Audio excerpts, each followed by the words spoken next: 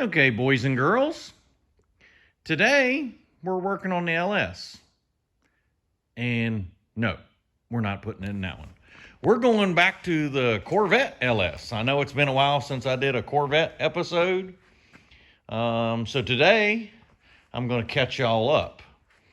We're back on our Summit crate engine, and I'm going to go over the things that I did. I probably should have filmed it, but hey, I suck at other things too, so why not this?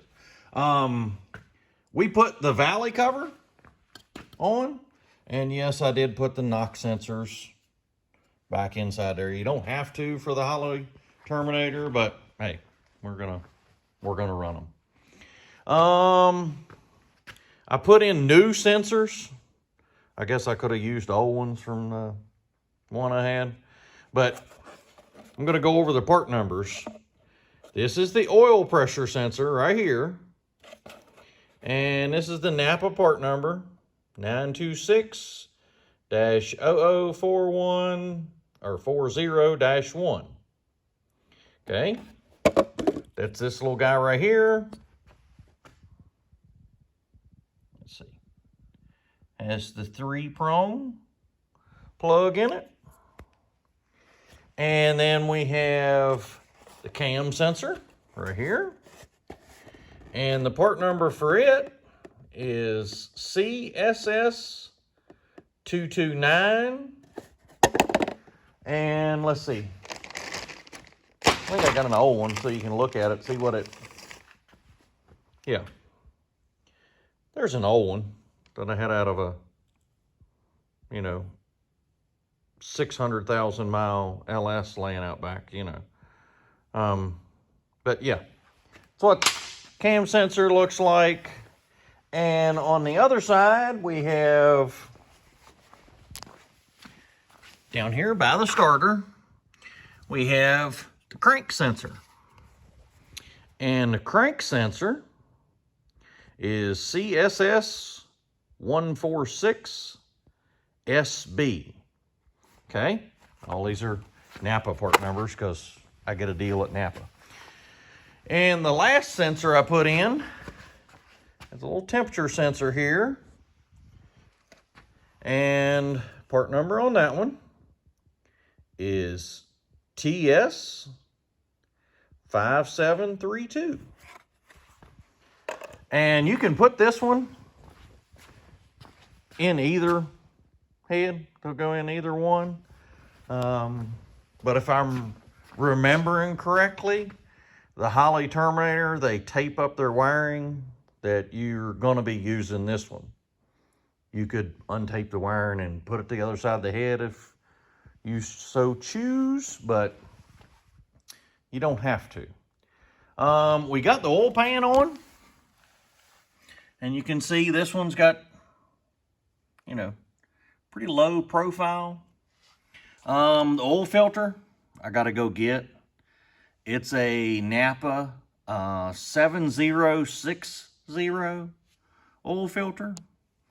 And this little fitting right here, just in case anybody was wondering, you can run an old school, you can tap this, you drill it out and tap it and put 1/8 pipe thread up in it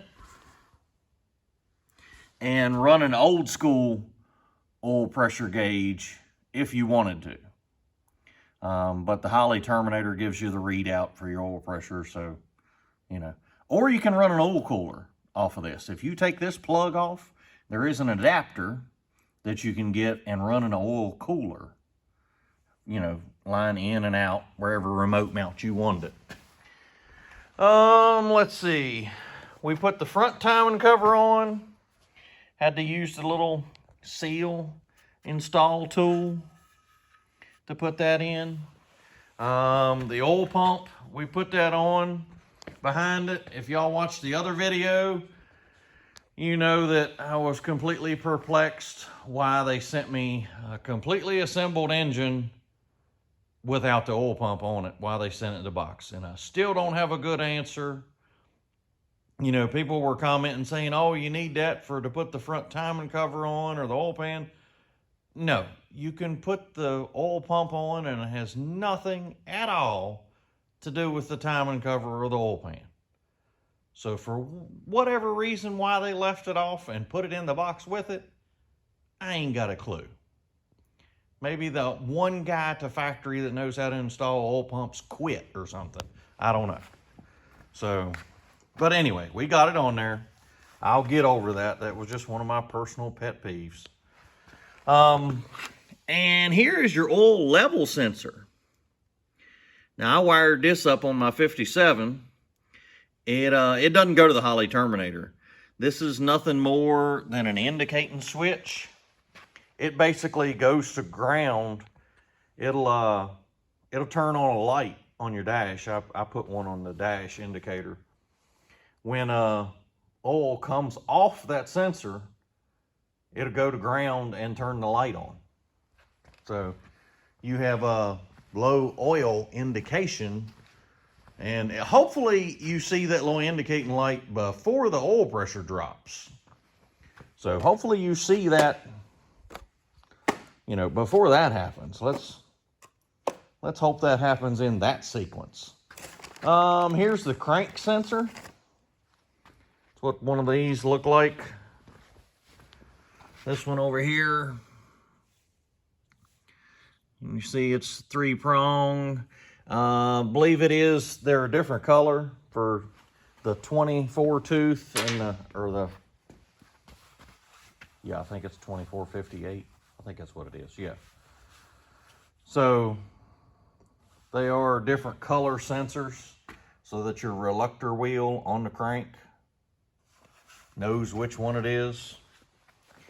But yeah, I'm trying to get all the pieces together because we are going to paint this baby. Well, as soon as it gets warm enough. It's cold as crap here now. As soon as I have a warm day, it's going in the booth, get painted, and then it's going over here and set in the chassis. I got the transmission sitting there. It's ready to go. Chassis ready, just trying to keep it covered up, keep it clean. And we'll get that bolted in, get some exhaust run. I still got to find an intake. I'm still looking for an intake for it. And the valve covers, I know I can find the valve covers. That'll be easy enough. But we're trying to get the ones with the Corvette script on top. And I wanted the LS1 intake, and we're going to try to make some kind of cover to go over top of them to look like the LS3. I don't know, it's not an LS3, but we're gonna see if we can do our best to make it look like one. All right, and just so you know, it does come with the full set of gaskets. I finally opened it up, and I didn't need the oil pan gasket because one came with the oil pan. And I haven't put in the dipstick tube or the dipstick. And the gasket set comes with the valve cover gaskets, intake, which we won't be using those. Those are for the factory intake. And exhaust gaskets. So, yeah, I'm still happy with the crate engine. And hopefully next time y'all see it, it will be all painted and setting in here. So here's to hoping for good weather. And as always, thank you, Lord. Thank you for today.